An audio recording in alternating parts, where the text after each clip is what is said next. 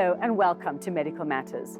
Today we're discussing a common but often misunderstood mental disorder, depression, also known as depressive disorder, which affects millions of people worldwide. It can impact anyone, regardless of age, gender, or background. Depression is more than just feeling sad or having a bad day. It's a serious mental health condition that involves a persistently low mood or loss of interest in activities you once enjoyed. Depression is a mood disorder that causes persistent feelings of sadness.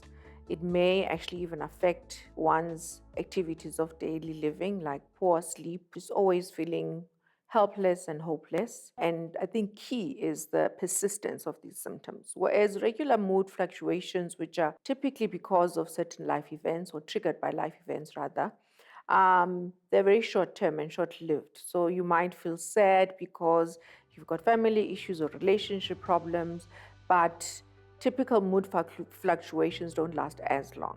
According to the World Health Organization, worldwide depression affects around 3.8% of the population.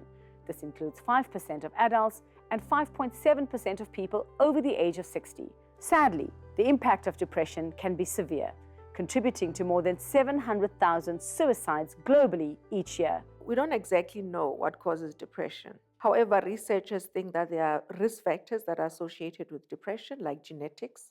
For example, a family history of depression in your immediate family. There's also imbalances in the brain that happen, so neurotransmitters that are not balanced in the brain. Depression can also be triggered by traumatic life events like a death in the family, a divorce, loss of a job, or psychological trauma. People may experience disrupted sleep, changes in appetite, or significant fatigue.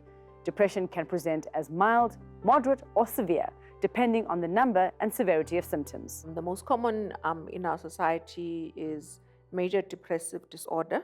So severe feelings of emptiness, sadness, hopelessness, and helplessness. It can get as severe as someone wanting to commit suicide or having suicidal thought or actually acting on those feelings. There are a few forms of major depressive disorder.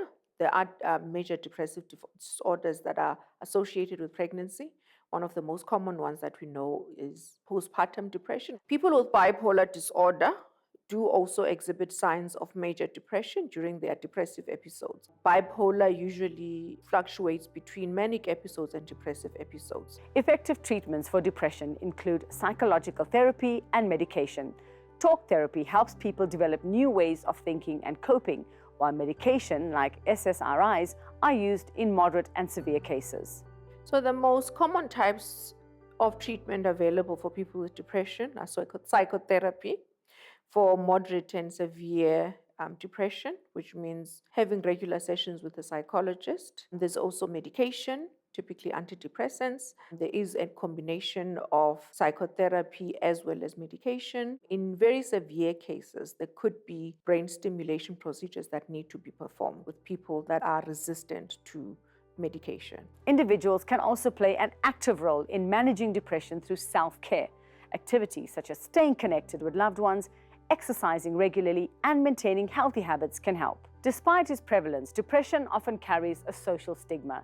People may feel isolated or face skepticism when they open up about their struggles.